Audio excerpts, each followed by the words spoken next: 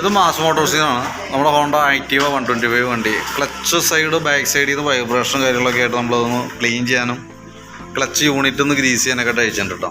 അപ്പോൾ അത്യാവശ്യം നമ്മൾ ക്ലച്ചിൻ്റെ ഭാഗം നമ്മൾ അഴിച്ച് വയ്ക്കുമ്പോൾ അതിനകത്തൊക്കെ നല്ല രീതിയിൽ പൊടി കാര്യങ്ങളൊക്കെ ഉണ്ട്. അത് ക്ലച്ച് വർക്ക് ചെയ്തിട്ടുള്ള പൊടിയൊക്കെ ഉണ്ട് അതിൻ്റെ ഉള്ളിൽ. പിന്നെ എന്ന് വെച്ചാൽ അതിൻ്റെ ക്ലച്ച് ജർക്കിങ് കാണിക്കാനുള്ളൊരു മെയിൻ റീസൺ എന്ന് പറഞ്ഞാൽ നമ്മൾ ക്ലച്ച് ഷൂൻ്റെയാണ്. ക്ലച്ച് ഷൂ ശരിക്കും പറഞ്ഞാൽ ആ പൊടിയും കൂടി വരുമ്പോൾ ഈ ക്ലച്ച് ഔട്ടിനുള്ളിൽ പിടിക്കാനായിട്ട് ചെറിയൊരു ഡിലേ വരും. അപ്പോൾ അതുകൊണ്ട് അങ്ങനെ വരുമ്പോഴാണ് ആ ഫസ്റ്റ് നമുക്ക് മൂവ് ചെയ്യുന്ന സമയത്ത് എടുക്കുമ്പോൾ വൈബ്രേഷൻ കാണിക്കണം അതിൻ്റെയാണ്. പ്രത്യക്ഷത്തിൽ ഇത് കാണുമ്പോൾ നമുക്ക് ക്ലച്ച് ഷൂ വലിയ പ്രശ്നം തോന്നുന്നില്ല. പക്ഷേ ചില ഭാഗങ്ങളൊക്കെ ഇത് ഇവിടെ ഒന്നും പിടിക്കാത്ത പോലെ നമുക്ക് കാണിക്കുന്നുണ്ട്. അപ്പോൾ തൽക്കാലം നമുക്ക് ക്ലീൻ ചെയ്ത് നല്ല രീതിയിൽ പേപ്പർ ഇട്ട് പിടിച്ച് ക്ലീനാക്കി റീസെറ്റ് ചെയ്യാം. പിന്നെ ആ ക്ലച്ച് വെയിറ്റ് യൂണിറ്റൊക്കെ ഇവിടെ ഈ ഭാഗത്തൊക്കെ ശരിക്കും ടൈറ്റായിരുന്നു, തുരുമ്പ് ഇട്ട പോലെ രീതിയിലേക്ക് ഇരിക്കണുണ്ടോ. അപ്പോൾ അതൊക്കെ ഒന്ന് ഫുൾ ക്ലീൻ ചെയ്തിട്ട് നമുക്കൊന്ന് റീസെറ്റ് ചെയ്തെടുക്കാം. പിന്നെ അതിൻ്റെ roller, boss drive, weight set യൂണിറ്റൊക്കെയാണത്. അത് നിലവിൽ ഫുള്ളായിട്ടൊന്ന് ക്ലീൻ ചെയ്ത് കയറ്റിയാൽ മതി, വേറെ പ്രോബ്ലം ഒന്നുമില്ല.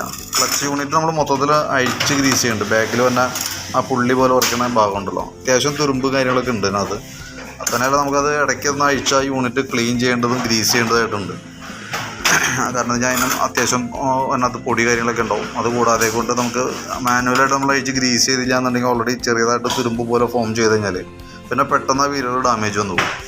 അപ്പോൾ അതും കൂടി കൂട്ടത്തിൽ ക്ലച്ച് ഗ്രീസിങ് കൂടി നടത്തി വിടുന്നുണ്ട് കേട്ടോ. പിന്നെ അഴിക്കുമ്പോൾ നമ്മൾ ചെക്ക് ചെയ്യുമ്പോൾ അതിൻ്റെ ബെൽറ്റിൻ്റെ കണ്ടീഷൻ അത്ര പെർഫെക്റ്റ് ഒന്നുമല്ല. കാരണം ഞാൻ ഓൾറെഡി ഇവിടെയൊക്കെ പൊട്ടിയിരിക്കുന്നുണ്ട് കേട്ടോ. എപ്പോൾ വേണമെങ്കിലും അത് പൊളിഞ്ഞു പോയാൽ നമ്മൾ വഴി പെട്ടുന്ന സിറ്റുവേഷൻ വരും. ഇവിടുത്തെ ഈ പൊട്ടലൊക്കെ ശരിക്കും വിണ്ടു തുടങ്ങിയിട്ടുണ്ട്. അപ്പോൾ അത് മാറ്റിയിടണമാണ് ഏറ്റവും സേഫ്. പിന്നെ ഇതുമ്പോൾ കിടക്കണത് ഒറിജിനലൊന്നുമല്ല, കമ്പനി ബെൽറ്റൊന്നുമല്ല, ഒരു റോളെന്ന് പറഞ്ഞ കമ്പനിയുടെയാണ്.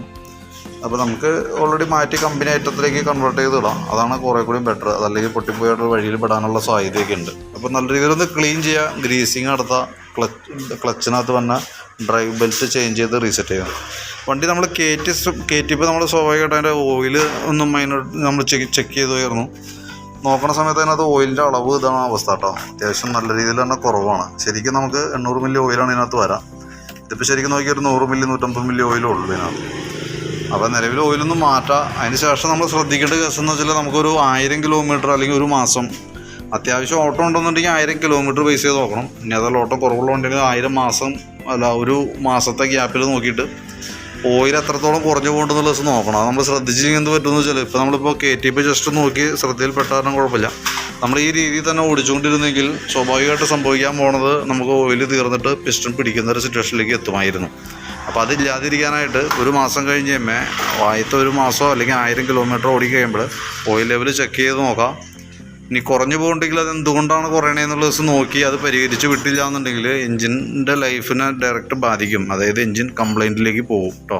അതൊന്ന് പ്രത്യേകം ശ്രദ്ധിച്ചാണ്.